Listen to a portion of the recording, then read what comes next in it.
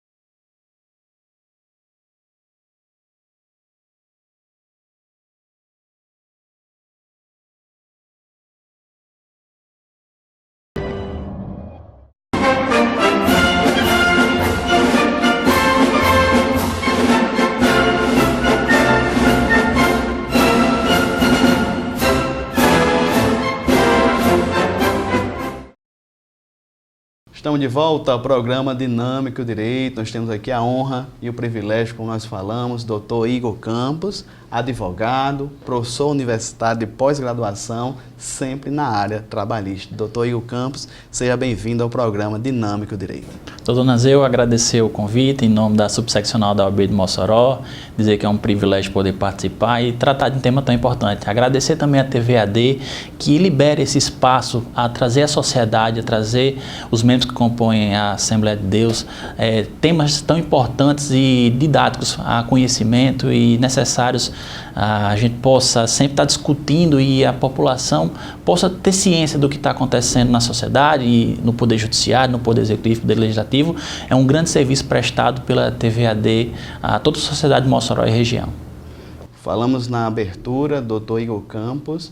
Ele é, no caso, presidente da Comissão de Direito do Trabalho, da Comissão, né, da OAB, aqui de Mossoró, subseccional Mossoró, e também tem todo um trabalho junto com os jovens, né, ingressos da OAB, também, né, reforçando essa questão. Doutor Igor, advogado trabalhista, né? Se advogado trabalhista hoje, com essas instabilidades, né? Tivemos um MP que regulamentava a reforma, acho que é a 808, recentemente ela decaiu, caducou. Perfeito. Nesse contexto, doutor, quais os desafios para o advogado da área trabalhista?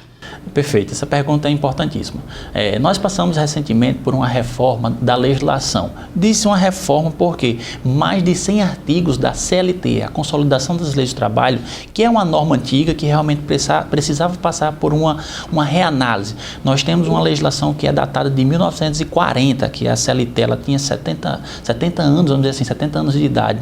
É lógico que ela precisava passar por uma atualização. A dinâmica do trabalho lá do século passado era uma e a dinâmica do trabalho nós vivenciamos é outra.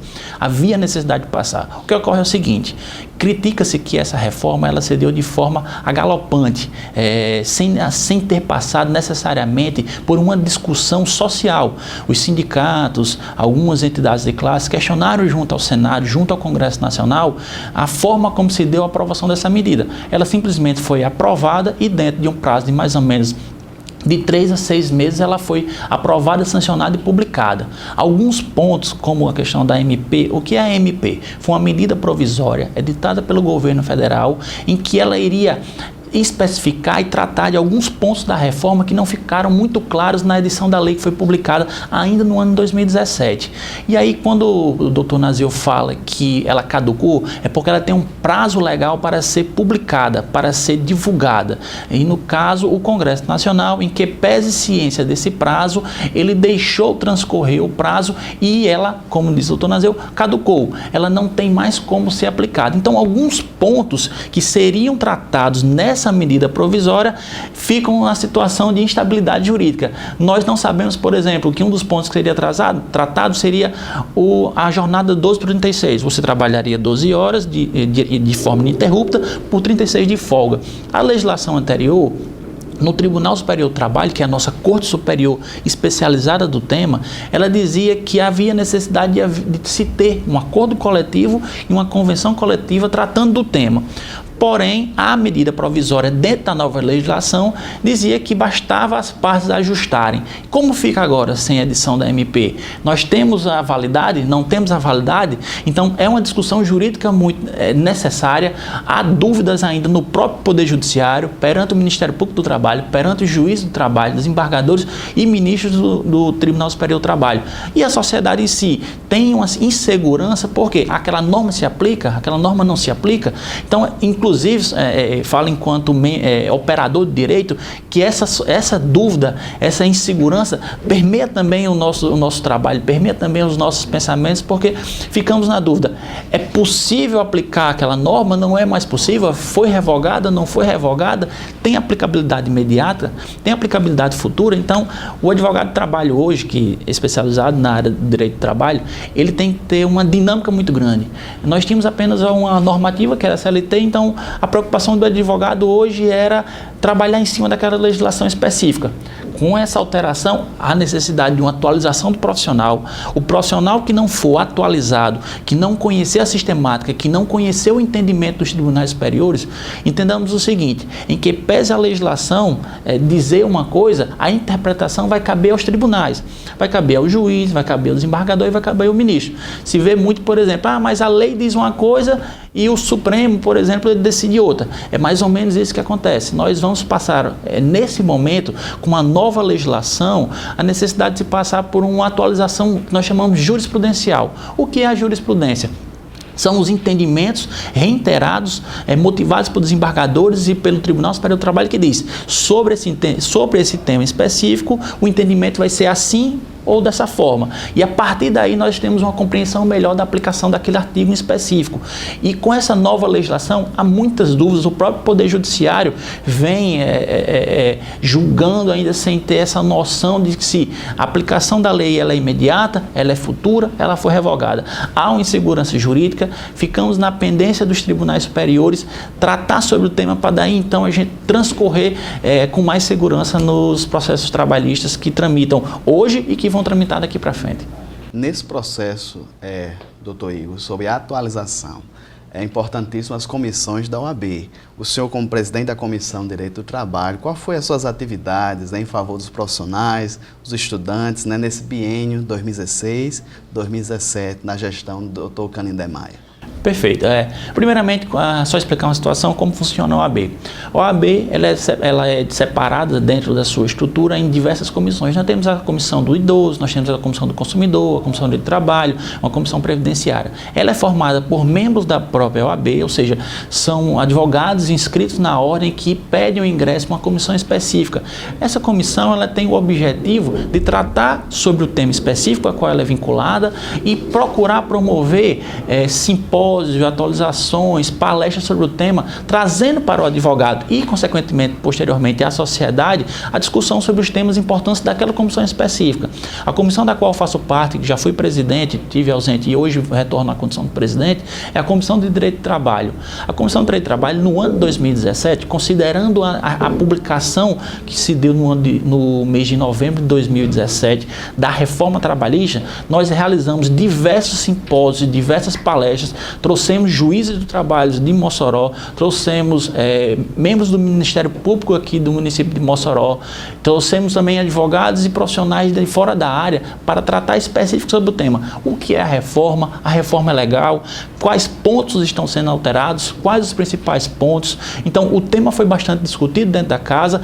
Porém, a necessidade de se ter uma discussão maior, porque vários temas que imaginávamos que estariam já consagrados a partir de 2018, foram por conta, por exemplo, da MP 808, que não foi publicada, que era ele regulamentar, ela simplesmente não foi publicada. O Congresso Nacional deveria ter, até, salvo engano, até 10 ou 15 dias atrás, não lembro, desculpe, não lembro bem a data, deveria ter regulamentado vários pontos. E não o fez. E agora nós entramos numa nova sistemática.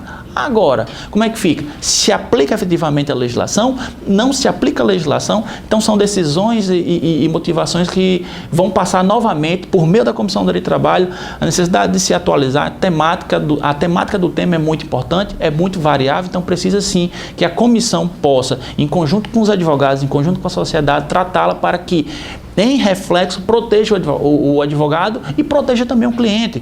Você imagina em segurança jurídica, você tem um cliente e você, enquanto advogado, diz: ó, eu não posso entrar com esse pedido, pois eu não sei se o pedido vai ser deferido, ou seja, se o juiz vai efetivamente dar em seu favor ou vai negar. Então, é uma insegurança jurídica que permeia a sociedade, ao final, porque o advogado é um protetor da sociedade, na medida que é ele que entra e ingressa buscando a defesa do seu cliente.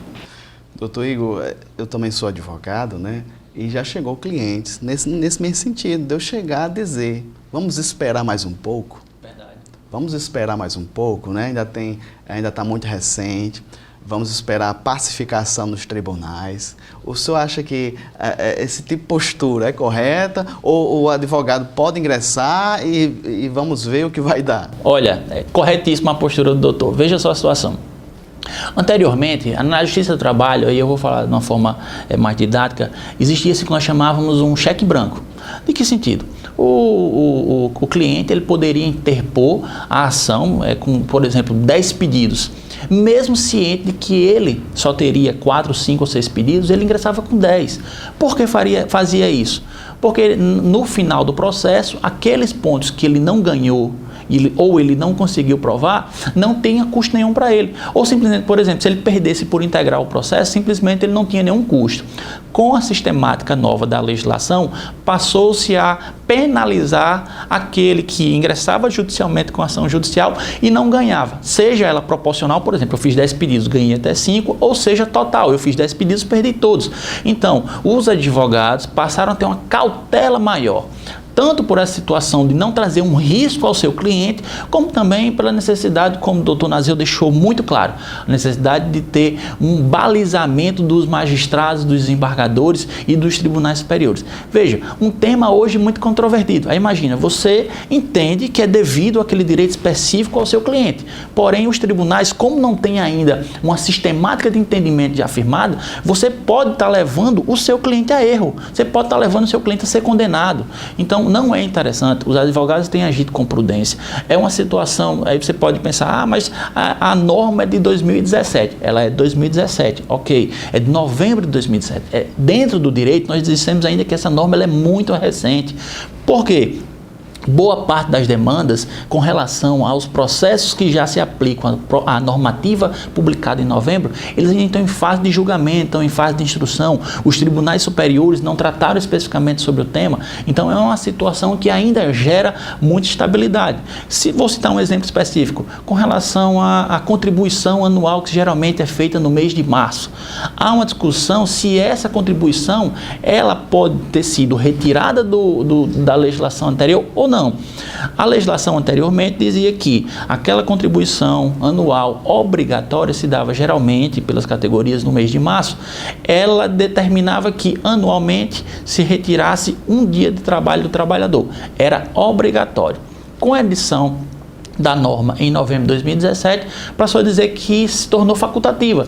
Significa dizer que o trabalhador ele tem que ir ao sindicato e dizer, mesmo com a alteração da legislação, eu quero que se permaneça descontando do meu salário essa parcela.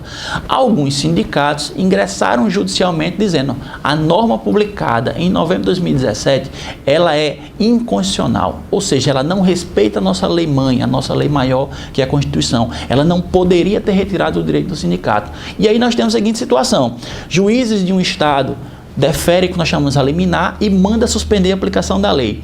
Juízes de outro estado diz que a lei é legal, ou seja, é devido ao não pagamento anual obrigatório. E então nós estamos numa situação ainda de muito conflito, de muita insegurança, pois os próprios juízes, os próprios tribunais ainda divergem das posições que são adotadas e isso, logicamente, traz para o advogado que pensa na segurança do seu cliente e para o cliente uma incerteza, uma insegurança, um medo de ingressar judicialmente e se vê oportunamente condenado, eventualmente. Estamos conversando com o Dr. Igor Campos, presidente da Comissão de Direito do Trabalho da subseccional aqui de Mossoró, AB Mossoró. Então, sai daí, voltamos já, continuamos com o tema impacto da reforma trabalhista na sociedade em si, no caso na advocacia. Voltamos já.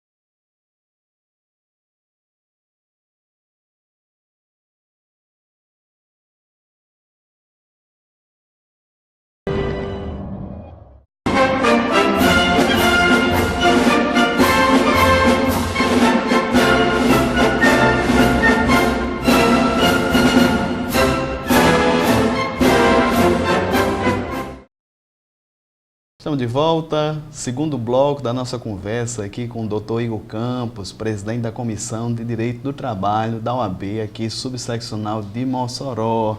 Doutor Igor, continuando na temática do impacto da reforma, eu vou trazer aqui uns dados, doutor, que já é público e notório, né? De novembro para cá, 50%, né? Tinha uma contagem mensal dos processos que era ingresso na Justiça do Trabalho.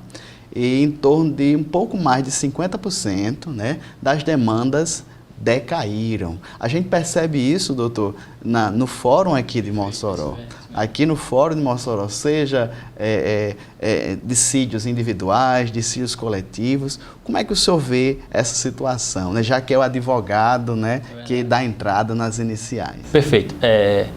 Bom, nós temos duas situações. Uma primeira situação, nós passamos desde 2015, 2014 por uma crise econômica que tem reflexo diretamente nos postos de trabalho. Então, houve efetivamente uma diminuição dos postos de trabalho e, consequentemente, uma diminuição das reclamações trabalhistas. Boa parte aqui, por exemplo, trazendo para o município de Mossoró, boa parte das reclamações trabalhistas ela tem dois polos principais, que seria a fruticultura e seria também as empresas terceirizadas que prestam serviço à Petrobras. Com o esvaziamento do mercado de trabalho, logicamente, nós temos uma diminuição, por uma questão de números mesmo, da questão da demanda trabalhista desses dois setores que tiveram uma diminuição de mercado. Porém, em especial, como o doutor Nazeu já adiantou, houve uma diminuição das demandas trabalhistas pós-reforma trabalhista. Principalmente porque, eu trago esse dado que foi muito divulgado, a primeira decisão pós-publicação da lei que se deu em novembro de 2017 foi uma publicação, salvo engano, no estado de Minas, vale a memória, ou do estado de São Paulo, em que o magistrado condenou o reclamante a pagamento de custos processuais e o que nós chamamos os honorários advocatícios sucumbenciais, que são os honorários destinados ao advogado da outra parte que fez com que você perdesse o processo. Então, o que acontece? Isso gerou um temor muito grande, tanto nos advogados, principalmente nos reclamantes, principalmente nos funcionários que vinham naquele processo específico, no seguinte sentido: olha, eu tenho que ter muito cuidado na minha próxima ação judicial, pois caso eu perca algo, eu vou ter que pagar honorários, vou ter que pagar custos, não vou ficar impossibilitado de ingressar judicialmente com a nova ação. Então, isso fez com que as demandas fossem reduzidas a um patamar, e aí é um número muito relevante. No dia a dia, quem milita na Justiça do Trabalho verificava que nós temos aqui em Mossoró 4 varas do trabalho. A primeira, segunda, terceira e quarta vara, e aí a demanda era diária, manhã e tarde, diversas audiências, um público gigante circulando lá. Hoje você chega, geralmente a pauta ela é reduzida, a quantidade de processos foi reduzido, a quantidade de pessoas circulando, então é visível a diminuição. E essa diminuição se dá também pelo que nós falamos no bloco anterior, boa parte do medo, do temor, não só dos advogados, mas também das partes de ingressarem judicialmente. O advogado ele não quer colocar o seu cliente numa situação constrangedora de, por exemplo, pagar custos processuais porque perdeu um item do processo, pagar honorários advocatícios ao advogado da parte adversa porque perdeu um item do processo. O advogado ele tem nessa fase uma força determinante na construção desses entendimentos. O advogado ele não pode se acovardar. É verdade que ele tem que ter cautela no manejo da ação judicial, cautela na temática que ele vai discutir na ação judicial, mas ele não pode se acovardar e dizer: não vou tratar desse tema, pois eu tenho medo que perca. É o advogado que vai construir a tese, é o advogado que vai construir a negativa do direito ou a positividade do direito. Então, é importante que o advogado tenha coragem, que ele se atualize e tenha provas. A prova hoje, mais do que nunca, se tornou essencial. Não basta você dizer que tem direito a tal item, tem direito a tal consagrado na legislação a tal item e não conseguir provar na Justiça do Trabalho. A sistemática atual do juiz é de negar os pedidos que não forem efetivamente comprovados. Anteriormente, todo esse ônus, ou seja, toda essa responsabilidade era da empresa. Simplesmente o reclamante ele se dava o trabalho de ingressar com a ação e dizia: olha, eu trabalho 20 horas por dia. E aí ele não tinha que provar nada. Bastava a empresa não ter como provar, ele teria direito, assim, logicamente, passo de uma forma mais genérica, não necessariamente isso ocorre em todos os processos, mas de uma forma genérica para se entender. Então, o ônus era completamente da empresa. Hoje, esse ônus ele é um pouco mais dividido. Então, o reclamante, o funcionário que entra com ação judicial, ele tem que provar efetivamente o direito que lhe era devido. E com essa possibilidade de pagamento de custos, pagamento de honorários, ou seja, trazer um ônus para dentro do processo do trabalhador, trouxe um temor aos colegas profissionais, trouxe um temor à parte. Então, há necessariamente uma redução da demanda. E também, como nós adiantamos no bloco anterior, a necessidade também de se ter o conhecimento de como vai se dar o entendimento do juiz. Um direito que durante muitos anos foi aplicado, por exemplo, era o direito às horas intínidas, às horas de percurso. A legislação nova simplesmente ela retirou. O que são as horas de percurso? O tempo gasto do trabalhador entre sua residência e o local de trabalho, quando se destina em veículo da empresa, esse tempo de deslocamento ele entrava no cômputo para pagamento que nós chamamos horas intíneres, horas de percurso. A legislação nova ela retirou. E aí fica a insegurança jurídica. Aqueles que, durante o período anteriormente à legislação, anteriormente a novembro de 2017, tinham esse direito, eles vão poder entrar judicialmente agora pedindo, se a legislação nova já disse que não é devido. Então, essa insegurança jurídica é que está fazendo com que parte das demandas elas sejam reprimidas e que se espere um momento exato, um momento de maior confiabilidade para se ingressar com a ação judicial. Doutor Igor, no primeiro bloco o senhor falou da questão dos sindicatos, né? Perderam receita, inclusive uma certa parcela da sua força negocial. Perfeito. O senhor tem contato com advogados classistas, né, que trabalham, representam junto os sindicatos? Como é que está o clima desse segmento de profissionais? Não sei se o senhor trabalha... Não trabalho diretamente com nenhum sindicato dos trabalhadores. Eu trabalho com alguns sindicatos, sindicato nós chamamos de sindicato patronal, que são das empresas, e também tem colegas que militam na área, e aí, logicamente, nos momentos de discussão da matéria, nós tratamos sobre o assunto. A situação é de muito temor. Temor porque o sindicato, aquela parcela, e aí eu conversando, por exemplo, com o sindicato dos professores, ele diz que a parcela que recebe, ela é essencial ao custeio, à sua estruturação, à sua manutenção. Os sindicatos, inclusive, alguns deles, parte do valor que é destinado, eles destinam a outros, por exemplo, a FETAM, as federações. Então, aquele valor integral, de regra, ele fica ali entre 40% e 60% no final. E é destinado ao pagamento do aluguel, ao pagamento do advogado do sindicato, ao pagamento da água, luz, energia da secretária. Esse dinheiro vai fazer falta? Certamente que vai fazer falta. Porém, o sindicato agora ele vai ter que se reinventar. Ele vai ter que apresentar uma estrutura de apoio ao trabalhador para que o trabalhador sinta-se efetivamente protegido e a partir daí ele tenha efetivamente interesse de dizer, não, pode descontar o valor da contribuição obrigatória porque eu sei que o meu sindicato está trabalhando. No Brasil nós temos também a necessidade de se reformular a questão sindical, porque os temas de alguns sindicatos eles são similares e acaba que você tem 2, 3 sindicatos de uma mesma área, às vezes em cidades vizinhas, não polarizadas, há necessidade de se ter unificação. A tendência é que sindicatos maiores vão absorver os sindicatos menores que não vão ter estrutura para se manter.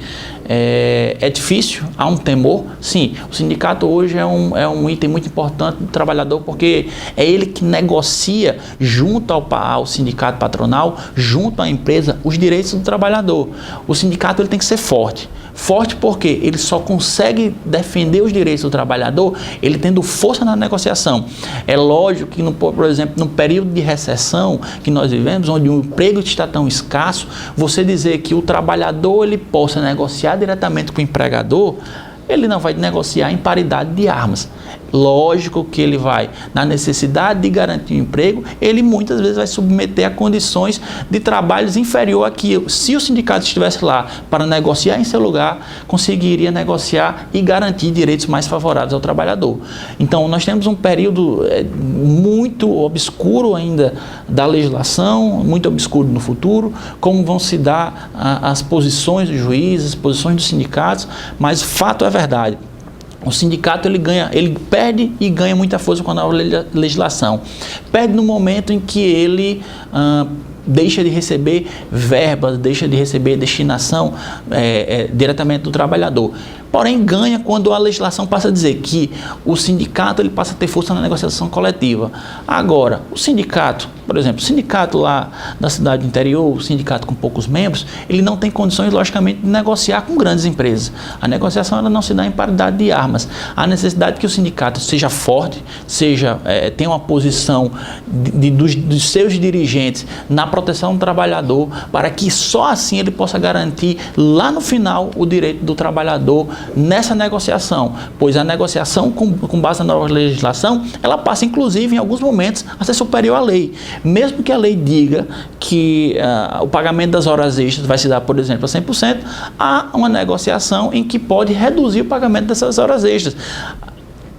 É perigoso e em algum momento, pois se você pegar um sindicato que não tem tanta força no momento da negociação, ele pode ser suplantado e o direito do trabalhador ser restrito. Estamos conversando com o Dr. Igor Campos, ele que é presidente da Comissão de Direito do Trabalho da OAB subseccional aqui em Mossoró, falando sobre os impactos da reforma trabalhista na sociedade e também na advocacia. Então, não sai daí, voltamos já.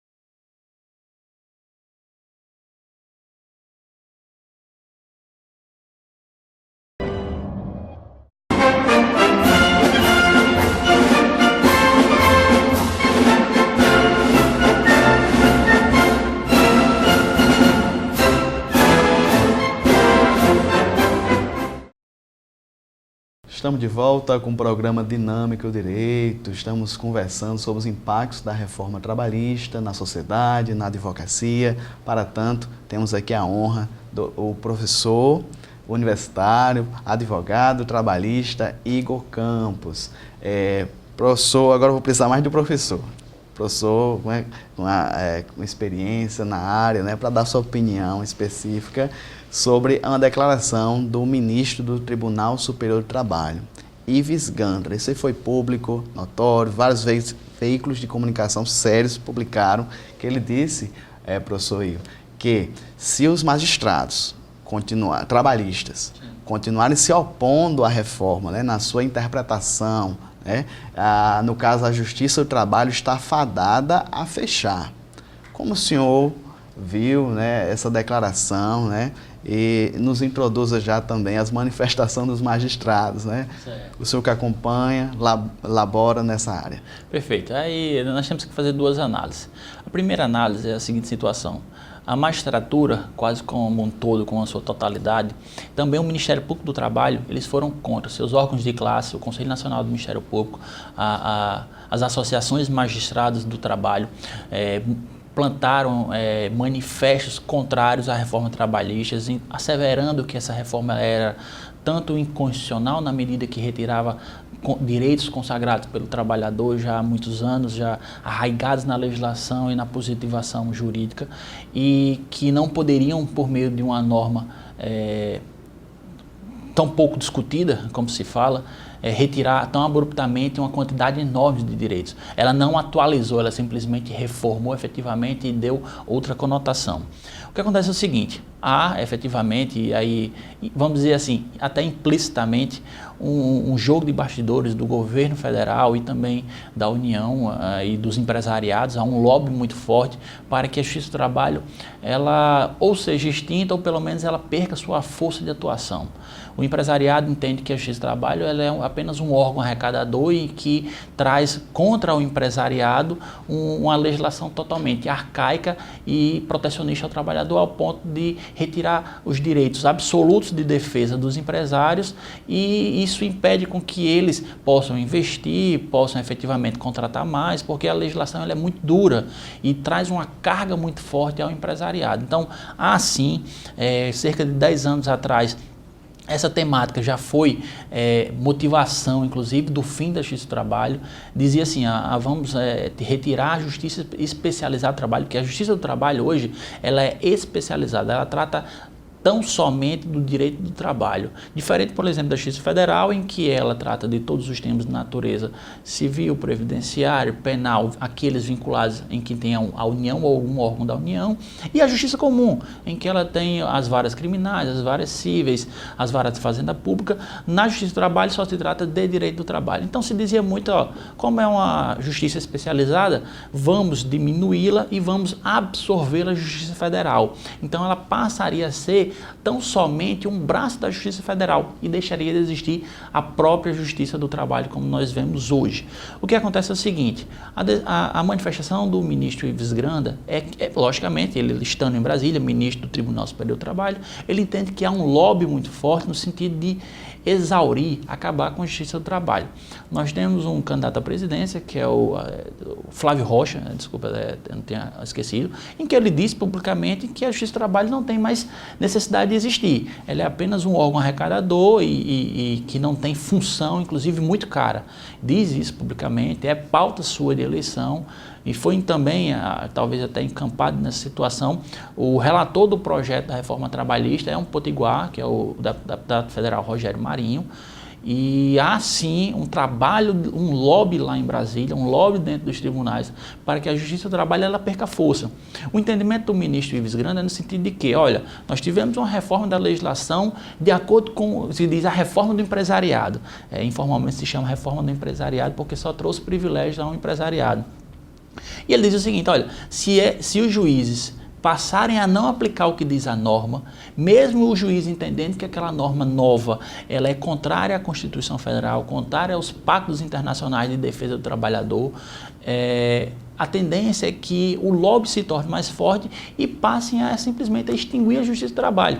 E aí nós teríamos uma estrutura toda voltada para atender uma temática específica, ela sendo retirada. É um temor do ministro? É um temor do ministro. Porém, os órgãos de classe, tanto do Ministério Público como da magistratura, já emitiram uma nota com relação a essa declaração, dizendo que se sentiram uma ameaça. A declaração do ministro do Tribunal Superior seria uma ameaça, mas que eles não iriam se subsidiar a isso, serem subservientes a essa determinação e iriam aplicar a legislação de acordo com a sua convicção. Ou seja, ele entendendo que aquela norma fere um princípio constitucional, ele não irá aplicar por entender que o trabalho, o direito do trabalhador, ele tem que ser sempre privilegiado em cima de uma legislação que, caso o magistrado entenda naquela sistemática específica, seja ela inconstitucional. Professor Igor, né? Agora o advogado Igor, o senhor labora há mais de 10 anos na área trabalhista, né? O senhor percorreu essa carreira junto, né? A gente percebia, né? O senhor mesmo falou nos blocos anteriores que existia uma demanda muito forte e agora um esvaziamento decorrente de grande parte dessa insegurança. Mas o senhor percebe, doutor Igor, uma tendência natural a acontecer, o desmonte trabalhista, seria através de uma emenda constitucional, como seria a extinção, né? A pretensa extinção implícita da Justiça do Trabalho, como se daria? Olha, é uma situação complicada. A análise, muitos se fala que seria por inanição, ou seja, haveria uma redução drástica, como já ocorre atualmente, das demandas trabalhistas, das demandas que tratam do tema, e não se justificaria mais manter uma estrutura do tamanho que é da Justiça do Trabalho, que é uma estrutura grande. Nós temos, por exemplo, vamos falar, por exemplo, a exemplo de Mossoró. Nós temos 4 varas do trabalho, de regra, 2 juízes, que é o juiz titular da vara e o juiz substituto, e pelo menos 20 servidores por cada vara. A média variando ali de 15 a 20, 22 servidores por cada vara. E, logicamente, todo um custo de manutenção de empresas terceirizadas que prestam serviço, os servidores fixos, salários em âmbito federal são salários elevados em comparação aos salários no âmbito estadual. Então, você tem o seguinte, olha, nós não temos hoje mais a necessidade de manter em Mossoró 4 varas. As demandas, elas são calculadas e as varas, elas são calculadas de acordo com a demanda que entra. Em média, uma vara recebe anualmente de processos novos de 1.000 a 2 ou 2.500 processos novos anualmente. Com essa redução, não se justifica mais, por exemplo, manter em Mossoró 4 varas do trabalho. Por qual motivo manter 4 varas de trabalho? Nós temos uma estrutura, um custo muito elevado para manutenção, ao invés de manter apenas 3 ou 2 varas, que seriam suficientes para dar conta da demanda que foi reduzida. Hoje, enquanto no ano 2017, 2016, nós tínhamos 4.000 ações anuais, 5.000 ações anuais, nós passamos a ter 1.500, 2.000 ações anuais, então não se justifica a manutenção de 4 varas de trabalho. Então haveria necessariamente uma redução gradual das varas, um fechamento gradual das varas, por exemplo, que aconteceu já em Pau dos Ferros. Havia uma vara do trabalho em Pau dos Ferros, apenas um magistrado, mas que tomava de conta de toda a região, Pau dos Ferros e região, até antes de Apodi, porque a partir de Apodi já é de competência de Mossoró. O que acontece é o seguinte, o tribunal entendeu que a demanda era muito pouca, não havia necessidade de se manter uma vara com toda a estrutura de magistrado e de servidores, então ela fechou e tornou apenas um polo avançado, em que o magistrado de Mossoró vai à vara do trabalho apenas 1 ou 2 vezes por mês. Geralmente ele designa uma pauta já específica, ó, todo mundo, todas as audiências vão ser naquele dia específico. E a vara hoje ela só funciona naqueles dias específicos, não há mais uma estrutura. E muitas vezes a necessidade, e aí é o temor, por exemplo, do trabalhador lá de Pau dos Ferros, ele ter que vir a Mossoró para ingressar com ação judicial para participar de uma audiência. É um medo, sim, pode ocorrer extinção pela inanição, pode ocorrer extinção pela inanição. Ele diz, ó, não há necessidade de se manter uma estrutura cara para se manter poucos processos. Então, a necessidade dela ser absorvida por uma outra justiça e, logicamente, haveria uma necessidade de citar uma alteração legislativa de natureza tanto organizacional como constitucional para que ela possa ser efetivamente absorvida ou necessariamente extinta e remetida, por exemplo, à Justiça Federal, tendo em vista que a Justiça do Trabalho ela compõe o rol dos órgãos que são da Justiça Federal. Eu já escutei rumores, professor Igor, que o prédio aqui da Justiça do Trabalho tem muitos custos, né? O senhor mesmo falou, né? Prestadores de serviço, né? Tem a questão da segurança e talvez seria interessante, questão economicamente viável, de transferir eles para o prédio da Justiça Federal, que é a alguns metros, né? Alguns metros antes. Esse temor existe ainda, doutor. Eu sei que é um rumor, eu sei que o senhor é advogado, é professor universitário, mas esse tipo de impacto é negativo? Eu entendo que o impacto é negativo. Vamos fazer a simples comparação. Quando você tem um acidente, por exemplo, um acidente ortopédico, você quebrou uma perna, você quebrou um braço, você procura um médico especializado, você procura um médico ortopedista. A legislação do trabalho, há necessidade de ter um profissional especializado, há necessidade de ter um juiz específico, especializado em direito do trabalho, há necessidade de ter um membro do Ministério Público específico, um membro do Ministério Público do Trabalho, porque o tema ele é dinâmico, ele tem muitas variáveis e ele tem uma estruturação muito específica, diferentemente daquele magistrado em que o mesmo magistrado, ele trata de temas como o direito do civil, o direito penal, o direito administrativo. O juiz do trabalho ele trata especialmente do direito do trabalho. Então, é necessário se ter uma justiça especializada? Eu entendo necessário se ter uma justiça especializada, pois é um direito material ainda muito vigente, mas que necessita de uma aplicação de conhecimento específico. Eu temo que essa absorção por outra vara ou por outra justiça, vai trazer um problema muito grande. Por exemplo, os juízes hoje federais, os juízes das varas da justiça comum, eles não trabalham a dinâmica do direito do trabalho. Simplesmente eles prestam um concurso em que essa matéria ela não é tratada no momento das provas e em nenhum momento no curso da sua atividade eles tratam do tema. Aí você imagina a absorção desse tema e aí um juiz federal ou um juiz comum, não sei como é que pode ocorrer futuramente, o que é que se poderia fazer, ele ter a obrigação, por exemplo, nesse momento, de tratar do direito do trabalho, sem nunca ter tido experiência na formatação de uma sentença e de uma condução de uma audiência trabalhista. Princípios gerais diferentes, princípios gerais, às vezes, que se comunicam, mas, de regra, uma legislação totalmente diferenciada. E aí o temor é que isso se dê e traga, eventualmente, um prejuízo ao jurisdicionado, ao advogado, que vai ter o seu direito cerceado e suplantado, eventualmente, por um motivo ou outro. Mas há um temor, sim, há um temor, conversando com servidores, conversando com magistrados, conversando diariamente, assim, com toda a sociedade, fala-se muito nessa situação, mas aguardaremos, acredito que há um lobby muito forte, porém o direito do trabalho ele tem que existir, ele não pode deixar de ser aplicado, pois é o que vivenciamos. A sociedade hoje ela precisa assegurar os seus direitos e uma justiça especializada como é a justiça do trabalho, ela não pode deixar de existir. Pode haver assim uma remodulação, pode haver uma reestruturação, uma diminuição do seu corpo, mas jamais a extinção, porque o prejuízo final é muito grande. Professor universitário, doutor Igor Campos, advogado trabalhista, estamos conversando com ele sobre esse impacto da reforma na advocacia e na própria sociedade. Não sai daí, já tem mais um bloco, vamos tentar fechar todos os pontos. Voltamos já.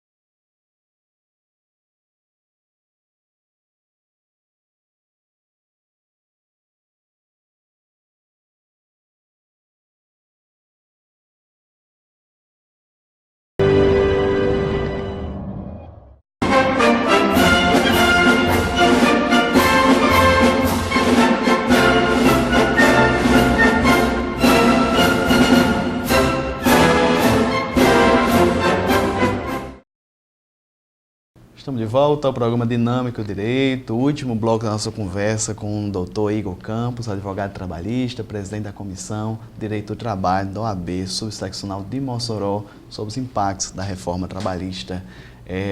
Professor Igor, né, o que acontece? Né? Teve algumas decisões recentes vamos já fechar a temática, né? O senhor já deu a sua opinião pontual nos blocos anteriores, mas nos atualiza aqui, recentemente, nas últimas semanas, as ADIs, né? Que saíram no Supremo, como é que está a movimentação dos ministros em relação à reforma trabalhista? Perfeito. Diversos órgãos de classe ingressaram no Supremo Tribunal Federal, e aí que nós chamamos a nossa Corte Constitucional. Significa dizer que ela é a guardiã da Constituição e ela vai dizer se aquela norma que foi publicada, que está sendo aplicada, se ela prevê ou resguarda dentro dos limites do que a Constituição determina. Nós chamamos as ADINs, Ação Direta de Inconstitucionalidade. Então, diversos órgãos de classe ingressaram perante o Supremo dizendo, a norma trabalhista, que foi publicada, como já disse anteriormente, em novembro de 2017, ela é inconstitucional em tal item, porque ela fere tal artigo da Constituição. E aí voltamos à questão da insegurança jurídica. O Supremo hoje, como quem vai interpretar a Constituição e dizer se aquela norma é inconstitucional ou não, então ficamos em situação. Daqui a 6 meses, se o Supremo disser essa norma ela é inconstitucional, e aqueles processos a quais nós aplicamos, que o advogado entrou com a ação dizendo, não, agora a legislação está dizendo que eu não tenho mais direito às horas inteiras e não vou pedir. De repente, o Supremo, daqui a 6 meses, numa DIN, ele diz, não, aquela norma que disse que não poderia haver as horas de percurso, ela é inconstitucional, então passa a valer. E aí você deixou de ingressar com uma ação judicial anteriormente. Então, compõe a situação da insegurança jurídica. Por exemplo, recentemente, o ministro Fachin, em um voto em uma dessas ADINs no Supremo Tribunal Federal, ele disse que a obrigatoriedade de pagamento de custos processuais para aquele que pede justiça gratuita, ou seja, a justiça gratuita quem pede é quem se entende que não tem condições de arcar com as custas processuais. E a legislação publicada, a legislação trabalhista, dizia o seguinte, olha, que aquele que deixou de comparecer à audiência e pretende ingressar novamente, ele teria que pagar as custas processuais. Algumas classes de trabalhadores que recebem valores, e aí desculpe, salvo engano, acima do teto da legislação, teriam que, para entrar com a ação, pagar custos judiciais. E alguns outros teriam que ser condenados por meio de compensação ao pagamento de honorários do advogado da parte adversa. Por exemplo, eu pedi 20 mil reais, porém eu só ganhei 10. E aí o juiz ele condena o trabalhador ao pagamento de honorários ao advogado da parte contrária e já desconta em alguns casos daquele crédito de 10 mil que você teria a receber. O Supremo, na decisão do ministro Fachin, disse o seguinte, olha, o direito a acesso à justiça é absoluto e ao pedido de justiça gratuito também.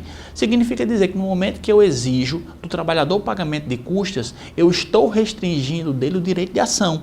Porque geralmente a gente vê, principalmente na situação em que o trabalhador está desempregado, ele não tem condições, por mais que aquelas custas sejam 50, 100, 200 reais, ele não tem condições de arcar. Ou ele paga as custas processuais, ou ele compra a feira da família, ou ele paga a conta de energia, ele paga a conta de água. E vai fazer falta. E a legislação era absoluta, diz, olha, não efetuou o pagamento das custas processuais, você não pode ingressar com ação judicial. Então, o ministro, ontem, no voto, ele disse o seguinte, que essa norma ela é inconstitucional. Então, fica nesse momento, até o julgamento do mérito, até o julgamento de todas as posições, efetivamente, aplica-se ou não se aplica a determinada lei. Então, essa é parte do temor dos advogados e da sociedade por inteiro. Finalmente, vamos terminar a conversa. O doutor Igor, muito preparado, muito competente, tem experiência na área, leciona na área, doutor Igor. Para mim é uma alegria estar aqui com o senhor, né? Dividindo, absorvendo, na verdade, um pouco, né, do seu conhecimento. Eu acredito que o pessoal de casa foi enriquecido. Essa temática não se esgota, né? Como a gente reforçou, né, no início, a gente falou, vamos trazer um representante de sindicato para estar aqui falando da reforma trabalhista. Vamos trazer um juiz do direito do trabalho, do trabalhista aqui, lotado aqui em Mossoró. Estamos agendando com o doutor Vladimir.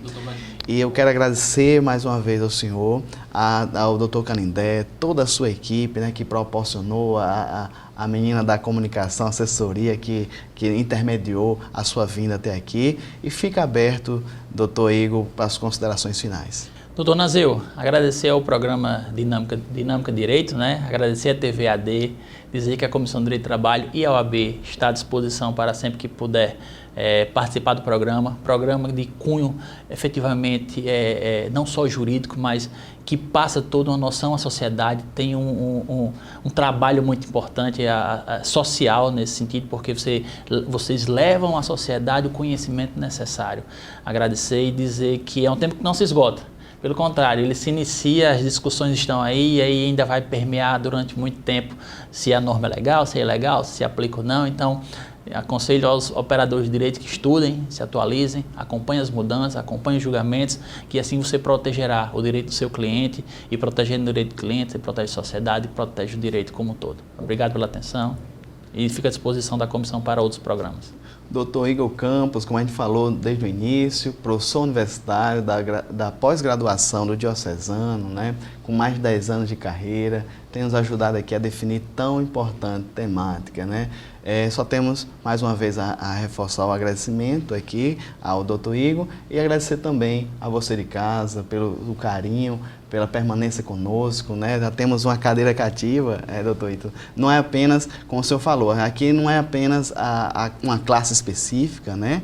Os operadores de direito, nós temos estudantes universitários que nos assistem, temos profissionais liberais e até donas de casa, né? Que muitas vezes param, né? Pessoas que vêm do seu trabalho, né? Param para nos assistir e sempre o meu muito obrigado. Permaneça com a programação da TV AD Mossoró e próximo sábado vamos reiterar esse tema, questão da reforma trabalhista, o impacto da reforma nos diversos setores, dos operadores de direito e a sociedade geral. Então,